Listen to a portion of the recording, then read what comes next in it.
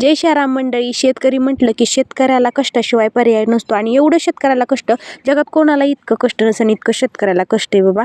आणि इकडं आमची पाईपलाईन फुटलेली होती, त्याच्यामुळं मग मला ह्यांनी सांगितलं होतं की मोटर चालू करून बघ, म्हणजे जिथं काही पाणी निघन, जिथं आपली पाईपलाईन फुटलेली नाही त्या ठिकाणी पाणी निघलं का तर लगेच तिथं नीट करता येते, म्हणजे की उकरता येते. आणि इकडं मग आपल्या सायपरचं ही पाण्याची पाईपलाईन फुटलेली आहे, विहिरीवरच्या तर फुटलेलीच आहे. जे आपली तळ्याकडे जाते ना पाईपलाईन पाणी भिजवण्यासाठी आपल्या जनावरांसाठी, तेही फुटलेलीच आहे. आणि सायपरची वरून, सायपर म्हणजे आम्ही तळ्यावरनं पाईपलाईन आणलेली आहे. मोठं तळ आहे चोराखळीचं आणि तिथून आमची लाईन इकडं आलेली आहे खाल्लाकडल्या शेतात.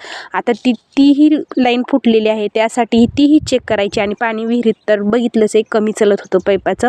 आणि इकडं मग दुपारनंतर जेवणही केलं आणि आपल्या छोट्या पेरूच्या बागेतली मशागत चालू आहे. ती म्हणजे की पेरूला आलेल्या फुलं कळ्याही तोडायचं चालू आहे. आणि त्याचबरोबर त्याच्यात गवतही भरपूर आलेलं आहे. आता गवत मिळालं तर कांग्रेसचं आहे, शिप्पीचं गवत आहे. शिप्पीचं गवत तर एकदम भारी, जनावरांसाठी तर एकदम छान शिप्पीचं गवत आहे त्यामुळंही. आणि इकडं मग हरभरा तर बघू शकताय तुम्ही, मी पहिल्यांदा विस्कटला होता आणि उगवल्यानंतर मी म्हटलं बापरे किती पातळ उगवला आहे, आता काय हरभरा मिळून येत नाही.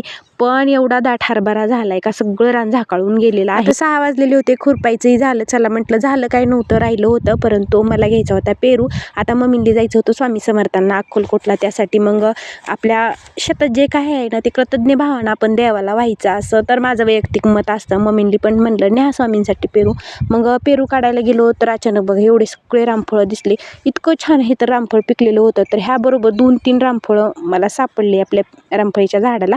आणि ह्यातला एक पेरू मी तोडून घेतला. आणि आम्हाला जायचंच होतं, तर आम्हाला यांचा फोन आलेला होता की वाटाणे या तुम्ही इकडल्या चलत, म्हणजे की आपल्या तळ्याकडल्या साईडनं, परत तुम्हाला गाडीवर मी घ्यायला येतो. आणि बरेच जागेवर मी पेरू बघितला आणि आपल्या झाडाला एवढे फुलकळ्या आलेले आहेत ना. आता संध्याकाळ झाली ना तर एवढं छान सगळं झाड असे गच्च भरलेले दिसली. खरंच खूप मनाला समाधान वाटलं. हे आपल्या कष्टाचं फळ आहे आणि त्या फळाला ताकद देण्यासाठी आपली गुरुमाऊली आपल्या सदैव पाठीशी आहे. मग काय आमची गाडी आली आणि आम्ही गेलो गाडीवरती घरी. जय श्रीराम.